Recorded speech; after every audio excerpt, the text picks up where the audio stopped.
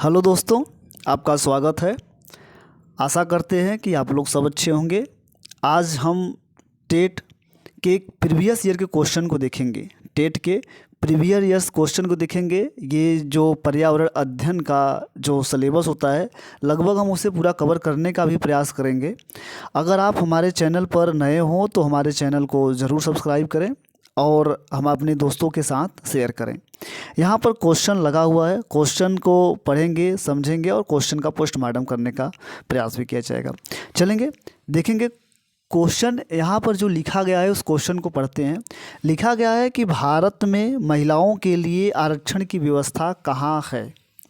तो यहाँ क्वेश्चन का मतलब अगर समझा जाएगा तो बात कर रहा है कि जैसे कि अगर देखा जाए कि महिलाओं को जो चुनाव लड़ने का जो अधिकार है वो किस में आरक्षित की गई है, किस में आरक्षण की व्यवस्था की गया है। तो आपका ऑप्शंस है लोकसभा, आपका जो पहला ऑप्शन है लोकसभा, दूसरा ऑप्शन है मंत्रिमंडल, तीसरा ऑप्शन है विधानसभा और चौथा जो आपका ऑप्शन है वो क्या है, पंचायती राज संस्थाएं।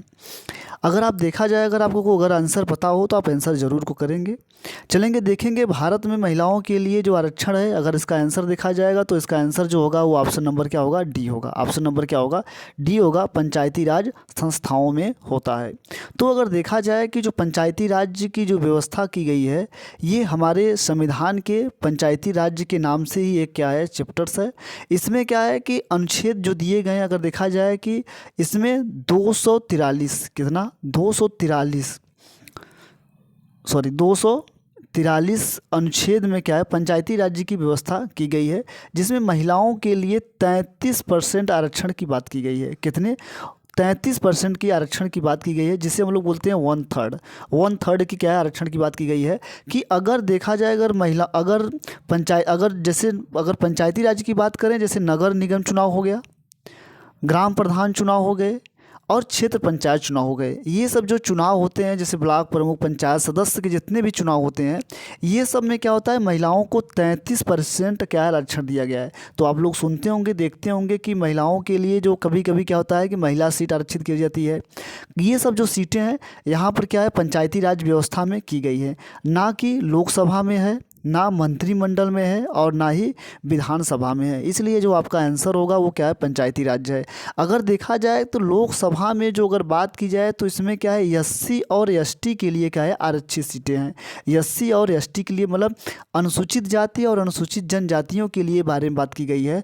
अगर देखा जाए, अगर लोकसभा में एससी के लिए जो सीटें होती हैं वो क्या है, 84 सीटें क्या है, आरक्षित की गई। कितनी सीटें, 84 सीटें आरक्षित की गई हैं। और एसटी के लिए देखा जाएगा तो 47 सीटें क्या है, आरक्षित की गई हैं। विधानसभा में देखा जाएगा तो विधानसभा में देखा जाएगा ये अनुच्छेद क्या होता है, 332 के तहत क्या होता है, विधानसभा में आरक्षित किया गया है। और आप देखेंगे जो मंत्रिमंडल होते हैं वो कैबिनेट से बनाए जाते हैं। तो इसलिए हम चारों ऑप्शन को देख चुके हैं। चलेंगे अगले क्वेश्चन की तरफ हम बढ़ते हैं। अगला क्वेश्चन आपका है कि किसी राज्य के राज्यपाल की नियुक्ति के लिए कम से कम उम्र होनी चाहिए।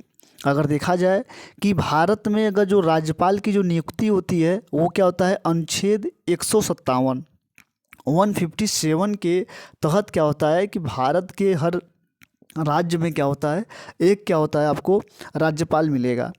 अगर उसे राज्यपाल बनना है तो उसकी जो मैक्सिमम जो उम्र होती है, जो मिनिमम उम्र होती है, कम से कम जो उम्र होती है वो कम से कम 35 वर्ष क्या हो, पूरा करना चाहिए। क्या करना चाहिए, 35 वर्ष पूरा करना चाहिए। अगर राष्ट्रपति के लिए देखा जाए तब भी 35 वर्ष होता है। अगर उपराष्ट्रपति के लिए भी देखा जाएगा तो 35 वर्ष क्या होता है, न्यूनतम उम्र होनी चाहिए। चलिए अगले क्वेश्चन की तरफ बढ़ते हैं। अगला क्वेश्चन देखेंगे। अगला क्वेश्चन लिखा गया है कि यहाँ आप देखिएगा कि दिया गया है कि सूची ए और सूची बी को सुमेलन करते हुए सही कूट को चयन करें।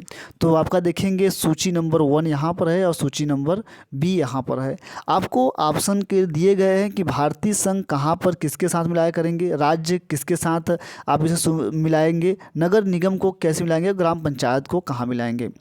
तो अगर देखा जाए कि भारतीय संघ जो होता है, अगर भारतीय संघ होगा वो क्या करेगा, वो भारतीय संघ मतलब भारत का जो केंद्र का जो मंत्री होगा जो होता है वो कौन होता है, प्रधानमंत्री होता है, भारत का मुखिया वो कौन होता है? प्रधानमंत्री होता है। राज्य का जो मंत्री होता है, जो क्या होता है, मुखिया होता है, वो कौन होता है? राज्यपाल होता है।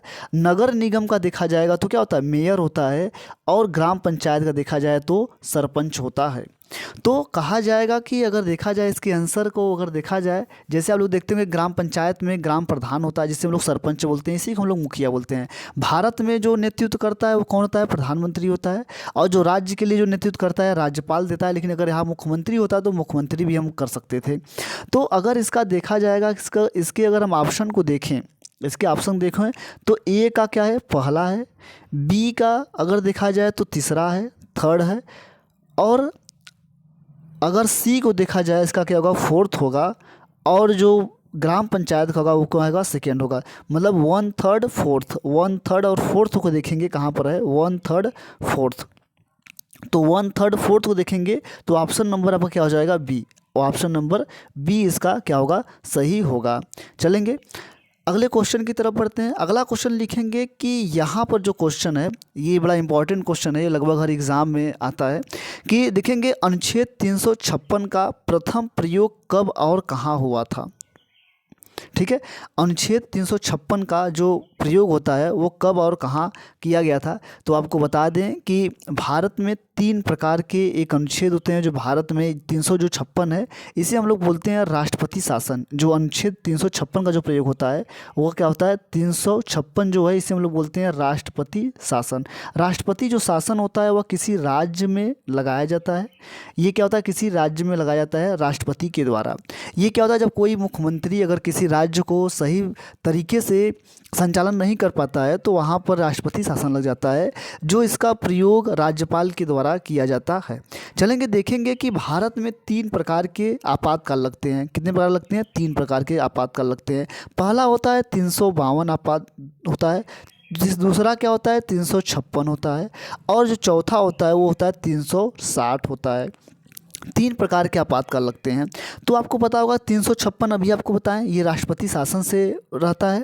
और जो 352 होता है वो होता है राष्ट्रीय आपातकाल। अगर भारत में किसी प्रकार से अगर राष्ट्रीय आपातकाल होता है या किसी देश द्वारा किसी भारत में अगर आक्रमण कर दिया जाता है तो राष्ट्रीय आपातकाल आ जाता है। और 356 अभी आपको बताया गया है राष्ट्रपति शासन। और 360 जो होता है वो होता है वित्तीय आपातकाल। भारत में अभी तक वित्तीय आपातकाल नहीं लगा हुआ है। जैसे अभी आप देखेंगे कि श्रीलंका में वित्तीय आपातकाल लग चुका है। तो इसी प्रकार से भारत में जब कभी ऐसी अवस्था उत्पन्न होगी तो भारत के राष्ट्रपति के पास 3 प्रकार के अनुच्छेद होते हैं, जो 352 से राष्ट्रीय आपातकाल लगा सकता है, 356 से राष्ट्रपति शासन लगा सकता है और 360 से वित्तीय आपातकाल लगा सकता है। चलेंगे अगले क्वेश्चन की तरफ इसके आंसर हम लोग देख लेते हैं। हम तो इस 356 का जो उल्लेख किए गए हैं ये है, लेकिन जो आपका जो आंसर होगा वो क्या होगा? सी होगा। केरला में क्या है? सबसे पहले क्या लगा था? सबसे पहले क्या हुआ था? राष्ट्रपति शासन लगा था। ठीक है, ये क्या होगा? सबसे पहले राष्ट्रपति शासन कहाँ लगा था? केरला में लगा था सर्वप्रथम। उसके बाद देखेंगे बिहार में भी लगा हुआ है, जम्मू कश्मीर में आप देखते हैं कि हमेशा लगा रहता है, मध्य प्रदेश में भी लगा होता है। लेकिन अगर सबसे पहले सर्वप्रथम राष्ट्रपति प्रयोग अगर पूछा जाएगा तो इसमें ऑप्शन है वो कहाँ है? केरला है। ये क्या है? ऑप्शन में क्या है? केरला है। लेकिन अगर सबसे पहले प्रयोग देखा जाएगा तो पंजाब में कहाँ हुआ था? पंजाब में। इस ऑप्शन के तहत अगर देखा जाएगा तो केरला में होगा, लेकिन अगर जो पंजाब में पूछा जाएगा तो सबसे पहले पंजाब में लगा था। तो आई होप आप लोगों को ये क्वेश्चन समझ में आ गया होगा। चलेंगे अगले क्वेश्चन की तरफ बढ़ते हैं। अगला क्वेश्चन देखेंगे हम। अगला क्वेश्चन देखेंगे जो अच्छे क्वेश्चंस आपके हैं, ये आपके प्रीवियस ईयर के एग्ज़ाम के क्वेश्चन हैं। चलेंगे अगला क्वेश्चन देखते हैं कि नगर निगम द्वारा कौन सा कर लगाया जाता है? तो आपका है पहला मनोरंजन टैक्स है, ठीक है, उसके बाद चुंगी कर है, फिर गृह कर है, फिर उपरोक्त सभी। पहला एंटरटेनमेंट टैक्स, दूसरा क्या है? टोल टैक्स, तीसरा क्या है? हाउस टैक्स, और क्या है? All the above. अगर आपको आंसर पता हो तो आप आंसर करेंगे। तो आपको बता दें कि नगर निगम के द्वारा होता है कि जो टैक्स लगाया जाता है नगर निगम द्वारा, वो मनोरंजन भी टैक्स लगाता है, चुंगी कर भी लगाता है, टोल टैक्स भी लगाता है। उसके बाद देखेंगे आप लोग गृह कर भी लगाता है, और इनमें से सभी। तो देखेंगे जैसे संपत्ति कर हो गया, विज्ञापन कर हो गया, पेशा कर हो गया, जल कर हो गया, मवेशी कर हो गया, प्रकाश कर हो गया, तीर्थ कर हो गया, बाजार कर हो गया, नए पुलों के मार्ग पर आवागमन की जो व्यवस्थाएं होती हैं वो सब कौन कर टैक्स लगाता है? नगर निगम के द्वारा ही टैक्स लगाई जाती है। जैसे आप लोग देखते होंगे जब कहीं कहीं जब मेले लगते हैं, मेले पर क्या होता है, जो फुटपाथों पर जो लगाए जाते हैं तो उनसे भी क्या होता है, टैक्स ही ले जाते हैं। तो अगर जैसे कि अगर मेले में जो झूले खिलाए जाते, झूले लगते हैं, वो भी क्या एक मनोरंजन है, तो उसमें अगर आप जाएंगे देखेंगे वो भी टैक्स लगता है। अगर आप किसी मॉल में घूमते हैं या कहीं पर राष्ट्रीय उद्यान में घूमते हैं तो आप जो वहाँ टैक्स लगाए थे वो नगर निगम के द्वारा ही लगाए जाते हैं। चलिए, आई होप ये क्वेश्चन आपको समझ में आया होगा। चलेंगे अगले क्वेश्चन की तरफ बढ़ते हैं कि पुरवा, क्वेश्चन आपका है जो पुरवा किस अधिवास में शामिल होता है? तो आपको बता दें कि जो पुरवा होता है वो क्या होता है, ग्रामीण शहर का ये क्या है, अधिवास है, रहने का निवास है, यहाँ पर क्या है, सेटलमाइन है। तो अगर देखा जाएगा कि इस प्रकार ये इसमें होते क्या हैं, ये क्या होते हैं कि इनका जो अधिवास होता है वास्तविक अंतर करने योग्य नहीं होता है, उसमें बहुत ज़्यादा प्रभाव नहीं पड़ता है।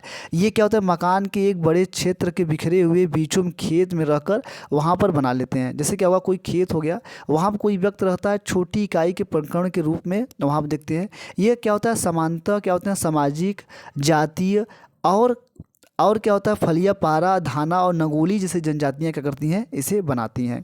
तो जो आपका ये क्या होगा, जो पुरवा होता है वो अधिवास होता है, वो क्या होता है, या किसी क्या होता है ग्रामीण क्षेत्रों के द्वारा बना जाता है। ये क्या होता है, मकान के एक बड़े क्षेत्र के बनाते हैं और वो क्या होते हैं, खेतों में निवास करने का काम करते हैं।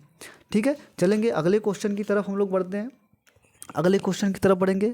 अगला क्वेश्चन देखेंगे क्या है आपका, अगला क्वेश्चन देखेंगे कौन सा ज्वालामुखी पर्वत है, कौन सा ज्वालामुखी पर्वत है। तो देखेंगे ये ज्वालामुखी पर्वत होता क्या है। ज्वालामुखी पर्वत क्या होता है, जो वोल्केनो होता है वो कि अगर जैसे ज्वालामुखी निकलने के बाद जिस पर्वत का निर्माण हो ऐसे पर्वतों को हम लोग बोलते हैं ज्वालामुखी पर्वत। ऐसे पर्वतों क्या बोलते हैं, ज्वालामुखी पर्वत बोलते हैं।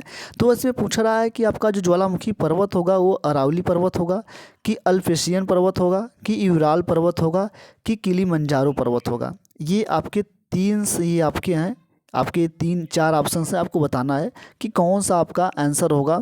अरावली होगा, अल्पेशियन होगा, यूराल होगा और किलिमंजारो होगा।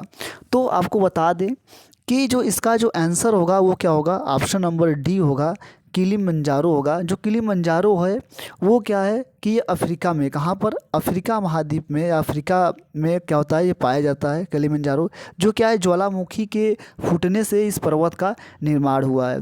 तो अगर देखा जाए कि ज्वालामुखी पर्वत में अगर देखा जाएगा तो क्या होता है, फ्यूजियामा जो जापान में है, कोटोपैक्सी क्या है, एक ज्वालामुखी पर्वत है जो इक्वाडोर में है, एकांगुआ जो है वो भी क्या है, एक ज्वालामुखी पर्वत है जो चिली में है, जो पोपोकैटिपेटल होता है ये भी क्या है आपका, ये मैक्सिको में है, ये भी क्या है, एक ज्वालामुखी पर्वत है। तो ऐसे पर्वत होते हैं, ये ध्यान रखेंगे। जैसे अवशिष्ट पर्वत में अगर देखा, जो अरावली पर्वत है एक अवशिष्ट पर्वत है, जिसे हम लोग बोलते हैं पुराना पर्वत होता है। जैसे विंध्याचल पर्वत हो गया, वो कि भी क्या है, एक अवशिष्ट पर्वत है। अगर जैसे अल्पेशियन, यूराल को अगर देखा जाए, ये सब क्या है कि ये एक आंतरिक पर्वत हैं। ये कौन से पर्वत हैं, ये सब आंतरिक पर्वत हैं। ठीक है, ये सब क्या है, दोनों आंतरिक पर्वत हैं। ये क्या है, अवशिष्ट पर्वत है। और जो किलिमंजारो पर्वत है वो कौन सा है, ज्वालामुखी पर्वत है। आई होप आप लोगों को अच्छा लगा होगा। चलेंगे अगले क्वेश्चन की तरफ बढ़ते हैं। एलिफेंटा द्वीप अवस्थित है, एलिफेंटा द्वीप अवस्थित है। आपका ऑप्शन है कच्छ तट पर, मुंबई तट पर, गोवा तट पर और गंगा डेल्टा पर। तो अगर आपको आंसर पता, आपको बता दें कि एलिफेंटा जो द्वीप है ये बड़ा फेमस है। एलिफेंटा जो होता है, एलिफेंटा गुफाएं आप लोग नाम सुने होंगे, ये मुंबई के तट पर स्थित है। कहाँ पर, मुंबई के तट के स्थिति के क्षेत्र में होता है। जो इसकी जो लगभग एलिफेंटा द्वीप का जो क्षेत्रफल होता है वो लगभग कितना है, 10 से 16 किलोमीटर के बीच में है। लगभग 10 से 16 वर्ग किलोमीटर के बीच में इसका क्या है, क्षेत्रफल है। ठीक है, यहाँ पे क्या होता है, ज्वार भाटे के कारण क्या होती है, इसकी जो अवस्थिति होती है द्वीप की बढ़ती रहती है, घटती भी रहती है। और जो देखा जाएगा, जो मुंबई तट है, अगर पूछता है कि मुंबई किस द्वीप पर बसा हुआ है, तो मुंबई जो होता है वो सालसेट द्वीप पर, किस द्वीप बसा हुआ है, सालसेट द्वीप पर बसा हुआ है। ये पूछता है आपसे, एग्जाम में पूछता है कि मुंबई जो शहर है वह किस द्वीप पर बसा हुआ है? साल सेट द्वीप पर बसा हुआ है। चलेंगे अगले क्वेश्चन की तरफ पढ़ते हैं। अगला क्वेश्चन देखेंगे कि monsoon forest are the found where the rainfall is, मतलब कह रहा है कि मानसूनी वन पाए जाते हैं जहां वर्षा होती है। तो आपको बता दें कि मानसूनी वर्षाएं या मानसूनी वन वही वहाँ पाई जाती हैं जहाँ से अधिक अधिक क्या हो, वहाँ पर पर्णपाती वन पाए जाते हैं। मानसूनी वन को हम लोग उष्णकटिबंधीय पर्णपाती भी बोलते हैं। जैसे अगर देखा जाए कि आपका ये अर्थ है, अर्थ के बीचों बीच क्या होता है, कि इक्वेटर गुजरता है, जिससे हम लोग बोलते हैं भूमध्य रेखा। भूमध्य रेखा को हम लोग विषुवत रेखा भी बोलते हैं। और यही से क्या होता है, 23.5 डिग्री नॉर्थ में कर्क रेखा और 23.5 डिग्री साउथ में क्या होता है, मकर रेखा गुजरता है। अगर इस क्षेत्र को देखा जाएगा, सूर्य की यहाँ पर जो टेम्परेचर होता है अधिकांशतः क्या होता है, अधिक पड़ती है। और जो यहाँ पर जो ये क्षेत्र होता है उसी को हम लोग बोलते हैं मानसूनी वन, या इसी को हम लोग बोलते हैं उष्णकटिबंधीय वन। क्या बोलते हैं? उष्णकटिबंधीय वन बोलते हैं। जो यहाँ का जो वर्षा होता है वह लगभग क्या होता है, 70 से 200 सेंटीमीटर के लगभग के एबव के बराबर होता है। इसलिए जो इसका आंसर होगा वो क्या होगा, ए होगा। तो मानसूनी वन क्या होता है, इसी को हम लोग उष्णकटिबंधीय पर्णपाती वन बोलते हैं। यह ग्रीष्म ऋतु हो चाहे कुछ भी हो, यहाँ पत्तियाँ क्या होती हैं, गिरती नहीं है। ठीक है, चलेंगे अगला देखेंगे। अगला देखेंगे हम लोग क्वेश्चन कि कार्वी एलोंग पठार का विस्तार है। कार्वी एलोंग पठार का विस्तार है। तो आपको बता दें कार्वी एलोंग जो पठार है ये क्या है कि मेघालय में, कहाँ है, मेघालय के और उत्तर पूर्वी। अगर देखा जाए कि अगर जो कार्गी एंगलोंग जो पठार का विस्तार है, तो आप देखेंगे ये भारत का क्या है, प्रायद्वीपी, ये क्या है, ये भारत का ये क्या है, प्रायद्वीपी भारत है। प्रायद्वीपी भारत में आप देखेंगे, जब जाएंगे यहाँ पर देखेंगे कि आप यहीं पर देखेंगे कि ये आपका क्या है, पूर्वोत्तर भारत है। ये क्या है, पूर्वोत्तर भारत है। ये प्रायद्वीपीय भारत का जो थोड़ा सा विस्तार है ये क्या है, असम मौसम में होते हुए इसी पठार का, ये क्या है, प्रायद्वीपीय भारत पठार का ही क्या है, एक हिस्सा है। और ये आगे बढ़कर क्या हुआ, जिसे हम लोग कार्वी एलोंग पठार बोलते हैं। कार्वी एलोंग जो पठार है वो क्या है, असम कहाँ पर, असम में, कहाँ पर, ये असम और मेघालय के बीच में क्या है, ये अवस्थित है। ये क्या होता है कि यह दक्षिणी मानसूनी क्या होता है, जब दक्षिणी पश्चिमी जब मानसूनी जब भारत में घुसता है तो क्या करता है, यहाँ पर कारगी पठार पे क्या होता है, बहुत ज़्यादा क्या होती है, वर्षा होती है। और वर्षा जब होती है तो वहाँ पर एक फल उत्पादन होता है, एक फल उत्पादन होता है, जिससे हम लोग बोलते हैं नाशपाती। तो नाशपाती की उत्पादन की क्षमता क्या होती है, यहाँ पर बढ़ जाती है। क्या होती है, नाशपाती की उत्पादन क्षमता बढ़ जाती है, जिससे हम लोग बोलते हैं कार्वी एलोंग पठार विस्तार होता है। तो जो इसका आंसर होगा वो क्या है, प्रायद्वीपीय पठार का एक क्या है, विस्तार है। चलेंगे अगले क्वेश्चन की तरफ पढ़ेंगे। अगले क्वेश्चन लिखा गया है कि यहाँ पर जो क्वेश्चन है आपका देखेंगे कि निम्न में से कौन सा अचल जीव का उदाहरण है। निम्नलिखित में से कौन सा अचल जीव का उदाहरण है। तो अगर आप यहाँ पर ऑप्शन दिया है कि यूप्लेक्टला, उसके बाद काइटन, उसके बाद ऑप्शन है आपका लीच, उसके बाद एक्सन। अगर आपको आंसर पता हो तो आप आंसर जरूर दीजिए।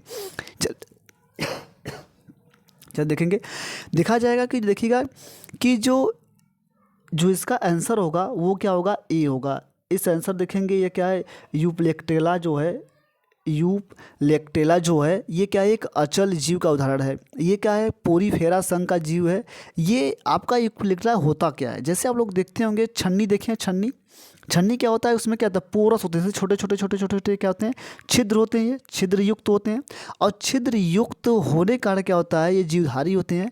ये क्या होते हैं, अचल जीवधारी होते हैं। ये क्या होते हैं, अचल जीवधारी होते हैं। या किसी आधार, ये जो क्या होता है, किसी आधार से चिपके रहते हैं। क्या होता है, किसी आधार पर चिपके होते हैं। ये पूरे इनके शरीर में क्या होता है, छिद्र होती है। और ये क्या करते हैं, शरीर में जो ये छिद्र होता है, ये इसी से ये क्या करते हैं, जल ग्रहण करेंगे, ऑक्सीजन ग्रहण करेंगे और अपने भोज्य पदार्थ को भी क्या करेंगे, लेते हैं। ये इनका जो शरीर होता है कठोर आवरणों के क्या होता है, कंकाल से ढका होता है। इनके चारों तरफ क्या होता है, कंकालों से ढका होता है। तो जो ये अचल जीव को अगर देखा जाए, जो Seychelles animals along the followings होते हैं, वो क्या होता है, ये इक्वेटला होता है। ठीक है, देखेंगे जो काइटन होता है, काइटन क्या होता है, आपको बता दें जो काइटन होता है, काइटन क्या होता है कि ये क्या होता है, मुश्किला जीवधारी होता है। ये जो करता है, ये क्या होता है, जो इसकी शरीर होती है ये बहुत छोटा होता है। जो इसका शरीर होता है काइटन का, ये क्या होता है, बहुत छोटी होती है। और ये उत्सर्जन के लिए क्या करता है, यह खुला, ये क्या होता है, इसका जो परिसंचरण तंत्र होता है यह खुला परिसंचरण तंत्र होता है। और जैसे अगर एग्जाम्पल देखा जाए, इसमें जो एग्जाम्पल आएंगे आपके किसके किसके काइटन के, काइटन के एग्जाम्पल देखे आएंगे, जैसे घोंघा हो गया, ठीक है, सीप हो गया, ठीक है, ऑक्टोपस हो गए और यूनियो हो गए। ये सब क्या है आपके, ये काइटसन होते हैं। देखा जाए लीच, लीच को हम लोग जोंक बोलते हैं, लीच को हम लोग क्या बोलते हैं, जोंक बोलते हैं। लीच जो होता है वो एनिलिडा संघ का प्राणी होता है। आप देखेंगे कि जो लीच होता है इसमें हड्डियाँ उड्डियाँ कुछ होती नहीं है। जो इनका चलने की जो अवस्था होती है, देह गुहा होती है, वो क्या होती है, बहुत लचीली ही होती है। ये स्थलीय जीवों और क्या होता है, जलीय स्थलों पर दोनों पाए जाते हैं। जैसे आप जो देखेंगे केचुआ, नेरिस, जोंक, ये सब क्या है आपके, ये लीच को हम लोग क्या बोलते हैं, जोंक बोलते हैं। चलेंगे इसके बाद देखेंगे इकनस। इकनस क्या होता है, इकनस को देखा जाए कि यह क्या कहता है, यह त्वचा क्या होता है, कांटों से रहता है। ये जैसे करेंगे स्टार फिश, देखें आप लोग स्टार फिश इसमें आते हैं, कौन सा आता है, स्टार फिश आ जाएंगे, समुद्री आर्चिन आ जाएंगे, इनकस आ जाएंगे, आदि क्या होते हैं, ये सब होते हैं। ठीक है, चलेंगे अगले क्वेश्चन की तरफ बढ़ेंगे। अगला क्वेश्चन देखेंगे हम लोग, अगला क्वेश्चन देखेंगे, यहाँ पर लिखा गया है कि प्रोटीन अणुओं की इकाई है, प्रोटीन अणुओं की इकाई है, ग्लूकोज है, अमीनो अम्ल है, वसा है, विटामिन है। अगर आपको आंसर पता हो तो आप आंसर ज़रूर करिएगा। देखा जाए कि जो ग्लूकोज होता है, जो ग्लूकोज होता है उसमें क्या होता है कि ग्लूकोज में सभी मीठे फल आएंगे, क्या आएंगे, मीठे फल आते हैं, जैसे शहद, अंगूर, ये सब क्या करते हैं, पके अंगूर, ये सब क्या करते हैं, ग्लूकोज का निर्माण करते हैं। जो देखा जाए अगर विटामिन्स को देखा जाए, विटामिन्स को देखा जाएगा तो विटामिन को देखेंगे देखेंगे ये क्या करता है, हमारे शरीर के प्रतिरोधक क्षमता को क्या करते हैं, बढ़ाने का काम करता है। इसका पाचन हमारे शरीर में नहीं होता है डायरेक्ट, इसलिए हम लोग जो विटामिन की गोलियां खाते हैं तो ये आपके शरीर को डायरेक्ट क्या करता है, इनफैक्ट एनर्जी देता है, इंस्टेंट एनर्जी आपको दे देता है। लेकिन क्या होता है कि अगर देखा जाए क्वेश्चन जो है प्रोटीन के अणुओं को क्या करता है, अमीनो अम्ल, अब देखेंगे जो प्रोटीन जब टूटता है, जब ब्रेक डाउन होता है, वो क्या करता है, अमीनो अम्ल में क्या होता है, टूट जाता है, अमीनो अम्ल में टूट जाता है। इसलिए जो इसका आंसर होगा वो क्या होगा, बी होगा, अमीनो अम्ल। और जो देखेंगे फैटी, जो इसका जो तीसरा ऑप्शन है वसा, वसा में आप लोग देखेंगे ये क्या होता है, कार्बन की लंबी श्रृंखलाओं में होता है। जैसे हम लोग घी खाते हैं, जितने भी आपके बॉडी में होता है, जैसे घी ऊख होता है, ये सब क्या करते हैं, वसा अम्ल में आता है। लेकिन जो प्रोटीन का जो निर्माण करता है वो करता है, अमीनो अम्ल करता है। जो प्रोटीन का निर्माण जो इकाई होती है वो क्या होती है, अमीनो एसिड से, अमीनो अम्ल से होता है। इसलिए इसका आंसर क्या होगा, बी होगा। चलेंगे अगले क्वेश्चन की तरफ बढ़तेंगे। अगला क्वेश्चन है कि निम्न में से कौन सा अंगक पादप कोशिकाओं में अनुपस्थित होता है, क्या होता है, अनुपस्थित होता है। इसका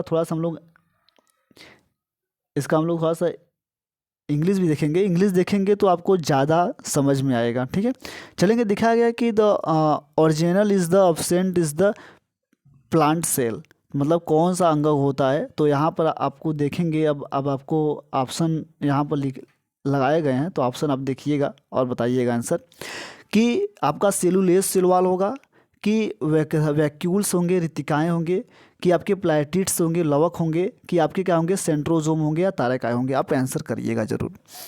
तो आपको बता दें कि जो सेंट्रोसोम होता है वो पादप कोशिकाओं में क्या होता है, अनुपस्थित होता है। पादप कोशिकाओं में क्या होता है, यह सेंट्रोसोम नहीं होता है, सेंट्रोसोम नहीं होता है। सेलुलोज क्या होता है, रितिकाएँ भी होती हैं और प्लास्टिड होती हैं। तो आपको बता दें, सेलुलोज जैसे आप लोग देखते होंगे कि जो पौधों में जो हरे रंग का जो पाचन करने की क्षमता होती है वो सेलुलोज के कारण होता है।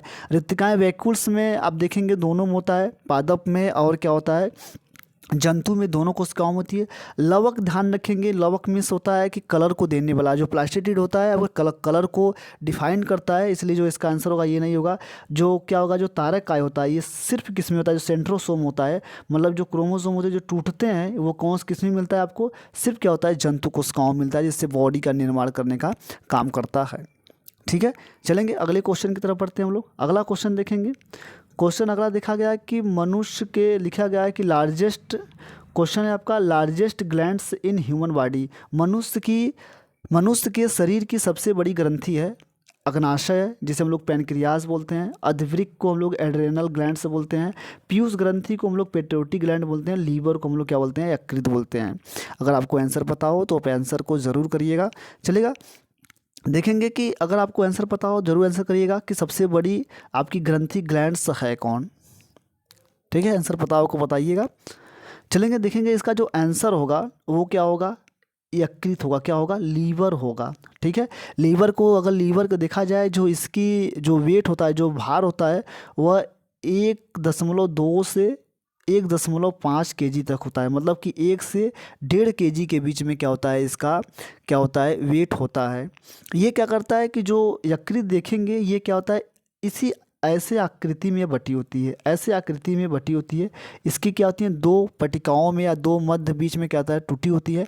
और इसी में से क्या होता है, आप देखेंगे ऐसे टूटा होता है, और यहीं पे एक नली होती है जहाँ पर यहाँ छोटा सा क्या होता है, गॉल ब्लैडर होता है जिसे हम लोग पित्ताशय बोलते हैं। और यहाँ से क्या करता है कि छोटी छोटी रचनाओं से बनी होती है। और यहाँ से आप देखेंगे फैट को क्या करता है, डाइजेशन करने के लिए यहाँ से बाइल जूस निकलता है। क्या निकलता है, बाइल जूस निकलता है। और क्या करता है, ये पाचन करने का काम करता है। ये भी एक ग्लैंड है जो क्या करता है, एंजाइम को क्या करता है, स्राव करता है, हार्मोन्स को सही करता है। ठीक है, तो ये क्या करता है, सबसे बड़ी ग्रंथि कौन सी होगी, आपका लीवर होगा। तो ध्यान रखना है कि इसके बाद जो आपका ये पैनक्रियाज जो है, अग्नाशय है। अग्नाशय देखा जाए, अग्नाशय क्या होता है कि ये क्या है, एक मिश्रित ग्रंथि है। ये क्या है, मिश्रित ग्रंथि। पूछता है कि मनुष्य के शरीर का मिश्रित ग्लैंड्स कौन है। ठीक है, मिक्स्ड ग्लैंड कौन सा है। मिक्स ग्लैंड को अगर देखा जाए, जो हार्मोन्स और एंजाइम दोनों सेक्रेशन करते हो, एंजाइम और क्या करते हैं, हार्मोन सेक्रेशन दोनों करते हैं। तो ऐसा जो ग्लैंड्स है वो हमारे पास पूरी बॉडी में होगा, कौन सा है, पैनक्रियाज है। ये यहीं पर क्या होता है कि अग्नाशय में ही एक क्या होती है, लैंगरहैंस की द्वीप पाई जाती हैं। और यहीं में से क्या होता है कि अल्फ़ा और बीटा क्या होती है, दो सेल्स मिलती हैं। जो अल्फ़ा सेल होता है वो क्या करता है, आपके बॉडी के ग्लूकागॉन हार्मोन्स को स्राव करता है। और जो बीटा सेल होता है वो क्या करता है, इंसुलिन हार्मोन्स का स्राव करता है। ठीक है, अधिवृक्क जो क्या है, आपकी एड्रिनल ग्लैंड्स है। जो एड्रिनल ग्लैंड्स है, एड्रिनल ग्लैंड्स को अगर देखा जाए, ये क्या है, एड्रिनल ग्लैंड्स। एड्रिनल ग्लैंड्स देखेंगे, अधिवृक्क ग्लैंड्स होती है। इसी को हम लोग बोलते हैं लड़ो उड़ो हार्मोन्स। क्या बोलते हैं, ये लड़ो उड़ो हार्मोन्स अगर देखा जाए, ये क्या होती है, किडनी के ऊपर होती है। किसके ऊपर होती है, किडनी के आपके ऊपर होती है। इसी को हम लोग एड्रिनल ग्लैंड बोलते हैं। ये ऐसे रहता है यहाँ पर। ये दोनों क्या है, आपके एड्रिनल ग्लैंड्स हैं। इसी को हम लोग बोलते हैं लड़ो उड़ो हार्मोन्स, जो आपके शरीर को उत्तेजना से भर देता है। मतलब होता है आपको लड़ने की क्षमता को काम करने का काम करता है। उसके बाद देखेंगे पीयूष ग्रंथि। आप देखेंगे पीयूष ग्रंथि, पिट्यूटरी ग्लैंड्स जो आपकी है, पिट्यूटरी ग्लैंड्स आपके बॉडी में क्या करता है, इसे हम लोग मास्टर ग्लैंड्स भी बोलते हैं। ये मास्टर ग्लैंड इसलिए होता है क्योंकि पूरे शरीर में जितने भी ग्लैंड्स होते हैं, जितने भी ग्रंथियाँ होती हैं, उसे क्या करती हैं, कंट्रोल करने का काम करता है। ठीक है, तो इसलिए जो सबसे, अगर आपका जो क्वेश्चन है वो मन शरीर की सबसे बड़ी जो ग्लैंड्स है वो आपकी क्या होगी, लीवर होगी। आपको जो पहले बता चुके हैं। चलेंगे अगले क्वेश्चन की तरफ बढ़ते हैं। अगला क्वेश्चन देखेंगे कि उत्तर प्रदेश राज्य का पक्षी कौन सा है। आपका सारस क्रेन है, गौरैया है, मोर है, तोता है।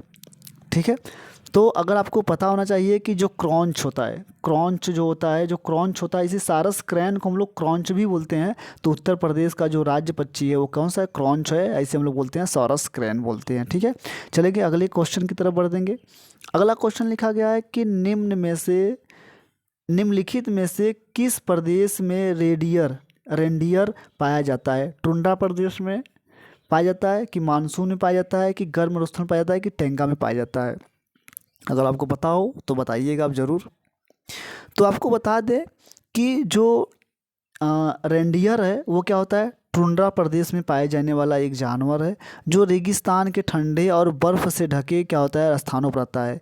यहाँ पर वर्षा क्या होता है, नगण्य होता है। क्या होता है, वर्षा क्या होता है, नगण्य होता है। यहाँ पर वर्षा मतलब कि एकदम बिल्कुल कम होती है। धरती के सतह पर सदैव बर्फ़ की चादर सी बिछी रहती है। जहाँ पर जिन क्षेत्रों पर जमाव बिंदु एक मौसम होता है, और वहाँ ठंडे के प्रदेश को हम लोग क्या बोलते हैं, टुंड्रा बोलते हैं। और यहाँ पर क्या होता है, टुंड्रा प्रदेश में रेडिनियर ये जानवर पाया जाता है। चलेंगे अगले क्वेश्चन की तरफ बढ़ेंगे। अगला क्वेश्चन देखेंगे कि निम्नलिखित में से कौन सा एक शीतोष्ण घास प्रदेश नहीं है। शीतोष्ण घास प्रदेश नहीं है। तो देखा जाए पंपास, उसके बाद डाउन, दूसरा फिर उसके बाद क्या है, कंपास, उसके बाद क्या है, प्रेरीज है। अगर आपको आंसर पता हो तो बताइएगा, इसको मैदान का भाग नहीं है। तो आपको बता दें कि ये सब जो हैं, शीतोष्ण मतलब कि शीतोष्ण मीन्स होता है, शीतोष्ण मीन्स होता है जहाँ पर शीत और गर्मी दोनों पड़े, वहाँ पर वैसे घास उगने वाला जो कौन सा नहीं है। तो आपका जो कंपास है, जो आपका जो कंपास है, ये क्या है, ये उष्णकटिबंधीय क्षेत्र में पाए जाने वाला घास है। क्या है, उष्णकटिबंधीय क्षेत्र में पाए जाने वाला घास है। जो आपका पंपास है, ये क्या है, शीतोष्ण मैदान में पाया जाता है।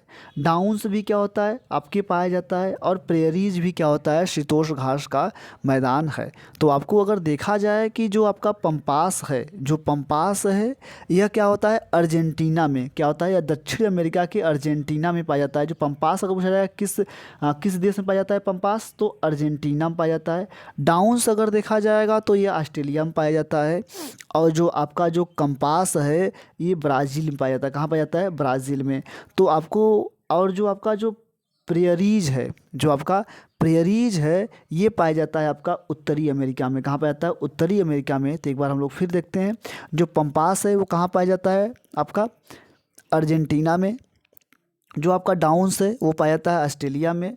जो आपका जो कंपास है वो पाया जाता है ब्राज़ील में। और जो प्रेरीज है आपकी, वो पाई जाती है आपकी उत्तरी अमेरिका में पाई जाती है। तो जो इसका आंसर होगा, ये तीनों, ये जो तीनों है आपका, option number A, option number B और ऑप्शन नंबर जो डी है, ये शीतोष्ण घास के मैदान हैं। और ये ऑप्शन जो पूछा है वो नहीं है। तो उसका जो आंसर होगा वो कौन सा होगा, कंपास है, इसका जो आंसर नहीं होगा। चलेंगे अगले क्वेश्चन की तरफ देखेंगे। अगला क्वेश्चन है कि जनसंख्या के आकार के अनुसार, जनसंख्या के आकार के अनुसार बृहत्तम महाद्वीप है, सबसे बड़ा महाद्वीप है जहाँ पर जनसंख्या, जहाँ पॉपुलेशन क्या हो, साइज के लाभ देखा जाएगा, लार्जेस्ट आपका कौन सा होगा। तो जनसंख्या के अगर आधार पर देखा जाए, जो सबसे अधिक जनसंख्या पाई जाती है, वो पाई जाती है आपकी कहाँ पर, एशिया महाद्वीप में। आपको पता होगा कि एशिया महाद्वीप सबसे बड़ा महाद्वीप है। और इस महाद्वीप में क्या होता है, सबसे अधिक जनसंख्या पाई जाती है। तो लगभग अगर देखा जाए कि जो एशिया महाद्वीप है, यहाँ पूरे विश्व का 59.69% क्या होती है, जनसंख्या यहाँ पाई जाती है। 59.69 क्या होती है, यहाँ की जनसंख्या पाई जाती है। चलेंगे अगले क्वेश्चन की तरफ देखेंगे। अगला क्वेश्चन अगर देखा जाएगा तो जो अगला क्वेश्चन आपका है, अगला क्वेश्चन देखा जाएगा तो अगले क्वेश्चन को अगर देखा जाएगा, देखेंगे अगला क्वेश्चन क्या है आपका। अगला क्वेश्चन देखेंगे, यहाँ पर लिखा गया है, अगला जो क्वेश्चन है आपका, यहाँ पर है भारत में थारू जनजाति कहाँ निवास करती है। भारत में थारू जनजाति निवास कहाँ करती है। तो आपका आंसर है आपका थार मरुस्थल में, उत्तराखंड में, उत्तर प्रदेश के तराई क्षेत्र में। और जो आपका आंसर है झारखंड में। किस जगह पाई जाती है, तो देखेंगे अगर आपको देखा जाए कि जो थार जो जनजाति है, जो थारू जनजाति है, वो क्या होता है कि यहाँ पर ध्यान रखेंगे, उत्तराखंड में भी पाई जाती है और उत्तर प्रदेश में भी पाई जाती है, या नेपाल के थोड़ा क्षेत्र में पाई जाती है। जो इसका ऑप्शन है वो क्या है आपका, बी और सी दोनों होना चाहिए। लेकिन क्या है कि जो आयोग ने इस आंसर को जो माना है, इस क्वेश्चन को क्या किया था, हटा दिया था, बी और सी दोनों आंसर माना था। तो इसलिए हम लोग यहाँ जो थारू जनजाति है वो क्या होता है, उत्तराखंड और क्या होता है, उत्तर प्रदेश के तराई क्षेत्र, मतलब कि पूर्वी नेपाल के पास पाई जाती है। ठीक है, चलेंगे अगले क्वेश्चन की तरफ बढ़ेंगे हम लोग। अगला क्वेश्चन देखेंगे कि भिलाई इस्पात संयंत्र स्थित है। भिलाई संयंत्र स्थित है तो मध्य प्रदेश में है, छत्तीसगढ़ में है, झारखंड में है, उड़ीसा में है। तो अगर देखा जाए कि जो भिलाई इस्पात जो संयंत्र है वो क्या है, छत्तीसगढ़ में स्थित है। कहाँ पर है, छत्तीसगढ़ में स्थित है। इसकी जो स्थापना हुई थी, भिलाई जो स्थापना हुई थी वह हुई थी 1959 में, 1959 में इसकी क्या हुई थी, स्थापना हुई थी। और ये क्या हुआ था कि सोवियत संघ को हम लोग बोलते थे यूएसएसआर, या इसी को हम लोग बोलते थे रूस। क्या बोलते हैं, रूस। ये इसकी सहायता से भिलाई संयंत्र की स्थापना की गई है। ठीक है, तो अगर देखा जाए कि एक आपका राउरकेला आपका जो है वो भी क्या है, राउरकेला आप देखेंगे उड़ीसा में पाई जाती है। राउरकेला का है, उड़ीसा में मिलती है, संयंत्र पाई जाती है। और एक आपका ध्यान रखेंगे कि दुर्गापुर के आपके पश्चिम बंगाल में एक दुर्गापुर पाई जाती है, जो भिलाई संयंत्र के द्वारा, ये भी एक बहुत फेमस है। चलेंगे अगले क्वेश्चन की तरफ बढ़ते हैं। अगला क्वेश्चन देखेंगे कि अगला क्वेश्चन देखेंगे कि संसार का सर्वाधिक समस्याकारी जलीय खरपतवार है जिसे बंगाल का आतंक भी कहते हैं, वो आंसर क्या है? आपको देखेंगे कि लेटेना कैमेरा है, कि एक्रोनियर है, कि क्रॉपिसर जलकुंभी है, आपका ये ध्यान रखना है। उसके बाद फिर देखेंगे जो आपका जो ऑप्शन है सी ऑप्शन जो है, जो आपका सी ऑप्शन है वो क्या है? कांग्रेस घास है। और जो चौथा ऑप्शन आपका है दूध घास जिसे बोलते हैं या पाइथेरियन हिस्टोफोरस या सीडोनोन डेक्टोलिन। ठीक है, तो चलेंगे। अगर आपको देखेंगे जो बंगाल का जो आतंक कहा जाता है, जो बंगाल का आतंक कहा जाता है, इसे हम लोग बोलते हैं जलकुंभी। क्या बोलते हैं? जलकुंभी बोलते हैं। ये क्या करता है कि ये जलकुंभी स्थिर पानी में तैरता है और ये पानी के ऊपर अपनी एक सतह बनाता है, जिसके कारण क्या होता है, सूर्य की किरणें पानी में नहीं पहुंच जा पाती हैं और पौधों की, और जो छोटे छोटे पौधे प्लैंकटन होते हैं वो क्या होती है, उनकी मृत्यु हो जाती है। और ऑक्सीजन के अभाव के कारण क्या होती है, मछलियाँ भी मरना शुरू कर देती हैं। इसलिए हम लोग इसे बंगाल का आतंक बोलते हैं। चलेंगे अगले क्वेश्चन की तरफ वो देखते हैं कि वायरस, देखें क्वेश्चन है कि वायरस के अजैविक होने के लक्षण क्या है? ठीक है, लक्षण है तो आपका है कि इससे वंशागति सामग्री नहीं पाई जाती है। फिर उसके बाद क्या है कि यह प्रजनन नहीं कर सकता है, इनमें प्रोटीन नहीं पाया जाता है, इसको क्रिस्टल के रूप में परिवर्तित किया जा सकता है। ठीक है, आप देखेंगे कि अगर देखा जाए कि अजैविक होने का जो वायरस होता है इसमें वंशागति सामग्री पाई जाती है, ठीक है, तो उसका मतलब कि ये ऑप्शन गलत हो गया। इसमें प्रजनन करने की क्षमता होती है तभी इसकी जनसंख्या बहुत तेज़ बढ़ती है वायरस की। इसमें प्रोटीन नहीं पाता, इसमें प्रोटीन पाया जाता है जो प्रोटीन का ही डाइजेशन करता है वायरस, इसलिए होता है। ठीक है, तो आपका जो लास्ट ऑप्शन है इसमें क्रिस्टल के रूप में परिवर्तन किया जा सकता है। हाँ बिल्कुल, इसे क्या है, क्रिस्टल के रूप में आप इसे इकट्ठा करके रख सकते हैं किसी भी समय तक। ठीक है, चलेंगे अगले क्वेश्चन की तरफ बढ़ते हैं। अगला क्वेश्चन देखेंगे कि अगला क्वेश्चन है कि पादप हार्मोन जो फलों को पकाने में सहायता करता है, ऑक्सिन है, कि साइटोकाइनिन है, कि जिबरेलिन है, कि एथाइलिन है। तो अगर आपको देखा जाए कि जो एथाइलिन होता है वो क्या करता है, फलों के पकाने में काम आता है। जो ऑक्सिन होता है वो कोशिका को विभाजन करने का काम करता है। और जो साइटोकाइनिन होता है वो पौधों को क्या करता है, जीवटता मतलब उसकी वृद्धि को रोकने काम करता है। और जो जिबरेलिन होता है बौने पौधों को लंबा करने का काम करता है। ठीक है, चलेंगे अगले क्वेश्चन की तरफ बढ़ेंगे। अगला क्वेश्चन देखेंगे कि स्वतंत्र रूप से भूमि में रहने वाले अवयविक जीवाणु जिसमें नाइट्रोजन स्थिरीकरण की क्षमता होती है, जेटोबैक्टर में, क्लास्ट्रीडियम में, राइजोबियम में, कि विब्रियो में। अगर आपको आंसर पता हो तो आप आंसर ज़रूर दीजिएगा। तो जो इसका आंसर होगा वो क्या होगा, बी होगा। क्या होगा, बी होगा, क्लास्ट्रीडियम में। किसमें, क्लास्ट्रीडियम में क्या होता है, नाइट्रोजन स्थिरीकरण की क्षमता होती है। ये क्या होता है, जीवाणु हवा की अनुपस्थिति में नहीं होते हैं, जिसके क्या करता है, पौधा क्या करता है, अपने जड़ से क्या करता है, नाइट्रोजन प्राप्त करता है। मान लेते हैं ये पौधा है, अगर क्या होता है कि जो ये जो होता है ये पौधे के जड़ में पाया जाता है, इसलिए क्या होता है, भूमि से ही क्या करता है, वो नाइट्रोजन प्राप्त कर सकता है। इसलिए जो ऑक्सीजन जो आपको देखेंगे जो इन्वायरमेंट में नाइट्रोजन घूमता है उसे पौधा नहीं ले पाता है। इसलिए पौधा अपने स्वतंत्र रूप से भूमि में रहने वाले जो नाइट्रोजन होता है वो अपने जड़ से लेता है। वो किस कारण लेता है, वो क्लास्ट्रीडियम के द्वारा लेता है। चलेंगे अगले क्वेश्चन की तरफ बढ़ेंगे। अगला क्वेश्चन लिखा गया किस प्रकार के, क्वेश्चन अगला देखेंगे हम लोग कि किस प्रकार का डीएनए कोशिका में समान रूप से पाया जाता है, ए डीएनए, बी डीएनए, सी डीएनए और जे डीएनए। तो अगर आपको देखा जाए कि अगर कोशिका के समान रूप में या कोशिकाओं के डीएनए का जो पूर्ववर्तक होता है वो क्या करता है, बी डीएनए क्या होता है, समांतर रूप से हर प्रकार पाया जाता है। हर डीएनए का, अगर डीएनए की खोज को पूछा जाएगा तो डीएनए का खोज वाटसन और क्रिक ने बताया था। डीएनए के डबल हेलिक्स मॉडल को उसने नहीं बताया था। ठीक है, चलेंगे अगले क्वेश्चन देखेंगे।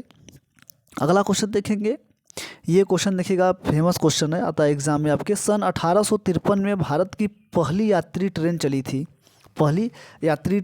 थी, कहाँ से कहाँ तक चली थी आप बताएंगे। तो आपको बता दें कि जो भारत की जो पहली ट्रेन चली थी 1853 में चली थी, वह बॉम्बे से थाने तक, कहाँ तक, बॉम्बे से थाने के बीच में चली थी। वह 16 अप्रैल 1853 में, कहाँ से, 16 अप्रैल 1853 में चली थी और ये 34 किलोमीटर, कितना, 34 किलोमीटर की यात्रा तय की थी। कितना की थी? तय की गई थी।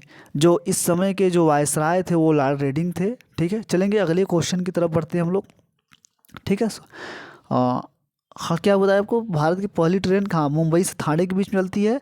और जो इस समय जो चलाया गया था कि लॉर्ड डलहौजी के तहत, किसके द्वारा, भारत में प्रथम रेलगाड़ी किसके तहत चलाई गई थी? लॉर्ड डलहौजी के तहत की चलाई गई थी। किसके द्वारा? लॉर्ड डलहौजी के तहत चलाई गई थी। चलेंगे अगले क्वेश्चन देखेंगे कि एशिया का सबसे बड़ा पशु मेला आयोजित किया जाता है। एशिया का सबसे बड़ा पशु मेला आपको देखा जाएगा तो पशु मेला कहाँ होता है? सोनपुर में। सोनपुर कहाँ है? बिहार में। कहाँ है? सोनपुर बिहार में है। यहाँ पर क्या होता है? कार्तिक पूर्णिमा के दिन, कार्तिक पूर्णिमा के दिन हर वर्ष क्या होता है? पशु मेला लगाया जाता है। जहाँ पर क्या होता है कि यहाँ पर स्थानीय लोग क्या करते हैं, इसे छतरपुर का मेला बुलाते हैं, जो यहाँ का सोन गंडक नदी के तट पर लगाया जाता है। अगर सोनपुर मेला कहाँ जाता है तो सोनपुर और गंडक के करता है नदी के तट पर पशु मेला एशिया का सबसे बड़ा लगाया जाता है। चलेंगे अगले क्वेश्चन देखेंगे, राष्ट्रीय एकता परिषद की स्थापना। राष्ट्रीय एकता परिषद की जो स्थापना होता है इसी हम लोग बोलते हैं NIC। क्या बोलते हैं? NIC। NIC की अगर स्थापना पूछा जाएगा, NIC की जो स्थापना पूछा जाएगा तो वो कब हुआ था? NIC की स्थापना, NIC की अगर देखा जाए राष्ट्रीय एकता परिषद की स्थापना अगर पूछा जाएगा तो ये हुआ था 1961 में। कब हुआ था? 1961 में। इसमें जो NIC राष्ट्रीय एकता का जो मुख्य उद्देश्य था वो था कि भाषावाद, सांप्रदायिकता, जातिवाद, क्षेत्रवाद को बचाने की, इससे निपटने के लिए क्या हुआ था? ये संगठन का गठन किया गया था। ठीक है, चलेंगे अगले क्वेश्चन की तरफ बढ़ते हैं। अगला क्वेश्चन देखेंगे, यहाँ पर लिखा गया है कि समता के अधिकार का उल्लेख संविधान के किस अनुच्छेद में मिलता है? तो आप जानते हैं कि भारतीय संविधान में भाग 3 में मौलिक अधिकार या मूल अधिकार की बात की गई है। मूल अधिकार और मौलिक अधिकार भारतीय संविधान के भाग 3 में, जिसमें बात किया गया है कि आर्टिकल 12 से 35 तक, 12 से 35 तक क्या है? उल्लेख किया गया है। अब यहाँ पर जो उल्लेख किया गया है 12 से 35 तक किया गया है, जो भाग 3 है मूल अधिकार, वह अमेरिकी संविधान से लिया गया है। तो यहाँ से पूछ रहा है कि जो मूल अधिकार है, वर्तमान में कुल 6 अधिकार आपको दिए गए हैं। 6 अधिकारों में से आपसे पूछा गया है कि समता का अधिकार, समता का अधिकार को देखा जाएगा तो अनुच्छेद 14 से 18 के बीच में क्या है? समता का अधिकार दिया गया है। तो अगर यहाँ पर देखेंगे जो समता का अधिकार है वो क्या है? ये जो आंसर होगा आपका अनुच्छेद 14 से 18 समता का अधिकार है। आपका 19 से 22 जो होता है वो स्वतंत्रता का अधिकार होता है। जो 19 से 22 होता है वो क्या होता है? स्वतंत्रता का अधिकार होता है। जो अनुच्छेद 23 और 24 होते हैं, 2 अनुच्छेद होते हैं, वो आता है शोषण के विरुद्ध अधिकार होता है। और 25 से 28 के बीच में जो आता है वो आपका जो होता है धार्मिक स्वतंत्रता का अधिकार की बात कहता है। तो अगर आप देखा जाएगा जो समता का अधिकार है या समानता का अधिकार है वो अनुच्छेद 14 से 18 के बीच में बात करता है। चलेंगे अगले क्वेश्चन की तरफ बढ़ते हैं। अगला क्वेश्चन देखेंगे कि अगला क्वेश्चन है कि किस देश में लचीला संविधान लागू है? किस देश में लचीला संविधान लागू है? वो कहाँ पर है? यूनाइटेड किंगडम में, UK में। कहाँ पर है? UK में। जो भारतीय संविधान है वो लचीला भी है और कठोर भी है। और जो अमेरिकी संविधान है वो सिर्फ कठोर है। चाइनीज़ में जानते हैं आप कैसा संविधान है, वहाँ पर खाली नाम है संविधान का। ठीक है, तो ये आज का हमारा सेशन था। यहाँ पर हमने क्या देखा कि पर्यावरण के जितने भी क्वेश्चन थे, आपके प्रीवियस ईयर के क्वेश्चन थे, उस क्वेश्चन को हल करने का प्रयास किया है। अगर आपको हमारा क्वेश्चन सेशन अच्छा लगा हो तो आप ज़रूर कुछ न कुछ रिएक्शन दीजिए। अगर आपको अच्छा लगा हो तो अपने दोस्तों के साथ ज़रूर शेयर करें। धन्यवाद, थैंक यू।